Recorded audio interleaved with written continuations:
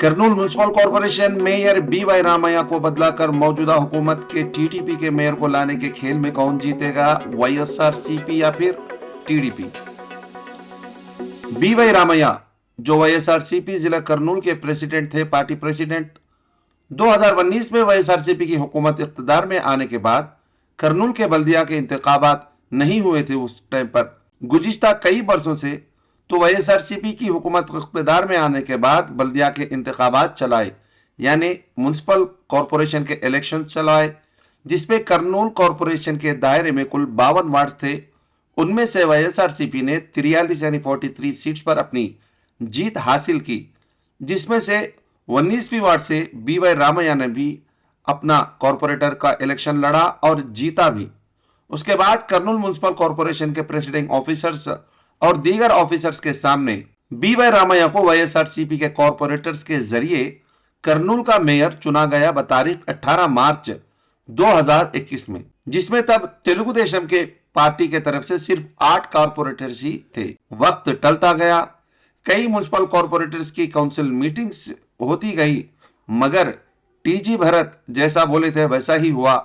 आखिरकार टीजी भरत ने क्या कहा था मेयर बी वाई रामैया के बारे में म्युनिसिपल इलेक्शंस के पहले, आप ये वीडियो से देख सकते हैं नाजरीन। इधर 33 वार्ड्स है, इधर से मेयर लेना कैसे लेते पानियम से, उधर एटलीस्ट पानियम से ले लिया। क्या 33 वार्ड्स में एक मेयर आदमी नहीं मिला क्या, समझा नहीं मेरे को। रूलिंग पार्टी वैसा कैसे लेते भाई? इधर 33 वार्ड्स है, इधर से मेयर लेना कैसे लेते पानियम से, इधर से लिया तो काम होता था। उधर Rambhupal Reddy garu is a very strong leader, इधर से सब पैसा उधर चले जाएगा तो कौन इधर क्वेश्चन करने वाले?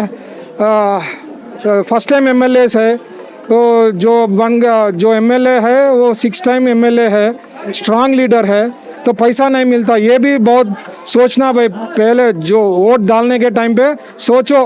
अगर कॉर्पोरेशन बन गया, समझो वाईएसआरसीपी मेयर उधर से आता तो काम, इधर का फंड्स टोटल कल्लूर पानियम को चले जाता और नुकसान हो जाता, डेवलपमेंट जीरो हो जाता। देखो भाई, जैसे म्युनिसिपल कॉरपोरेशन के इलेक्शन के कैनवसिंग में तब भी टीजी भरत ने कहा था कि अगर वाईएसआरसीपी को जिताकर बी वाई रामैया को मेयर बनाते हैं अवाम, तो पूरा ओल्ड सिटी का पैसा न्यू सिटी कल्लूर असेंबली कॉन्स्टिट्यूशंसी को लगाया जाएगा। मगर तब उनकी किसी ने ना सुनी और वाईएसआरसीपी को जिताया, और थोड़े दिन के बाद ही म्युनिसिपल काउंसिल हॉल में खुद वाईएसआरसीपी के कॉरपोरेटर्स ने ही मेयर बी वाई रामैया के ऊपर इल्जाम लगाया कि वाकईतन रामैया शहर कर्नूल की पुरानी बस्ती को नजरअंदाज कर रहे हैं और ज्यादातर डेवलपमेंट्स कर्नूल न्यू सिटी को ही दे रहे हैं, मगर रामैया ने उन्हें खामोश करवा दिया।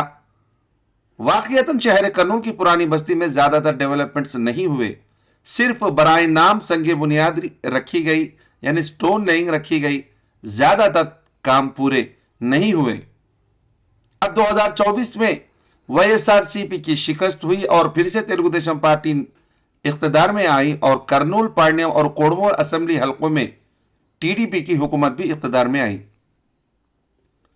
कर्नूल के एमएलए टीजी भरत ने भी तेलुगु देशम से ही जीता और जैसे ही वो जीते और मिनिस्टर का पोस्ट आया तो कई वाईएसआरसीपी के कॉरपोरेटर्स इधर कर्नूल से और उधर पांड्यम से, कोड़मोर से वाईएसआरसीपी से टीडीपी में शामिल होने लगे और आगे भी चलकर कईयों ने इरादा किया कि वो वाईएसआरसीपी को छोड़कर तेलुगु देशम पार्टी में शामिल होंगे, जिसके चलते अब हो सकता है कि कर्नूल म्युनिसिपल कॉरपोरेशन में, कर्नूल म्युनिसिपल काउंसिल हॉल में बी वाई रामैया पर नो कॉन्फिडेंस रखकर उन्हें हटाकर टीडीपी के कोई तजुर्बेकार कॉरपोरेटर को मेयर बनाया जाएगा। ऐसे कई न्यूज पेपर्स में देखा गया।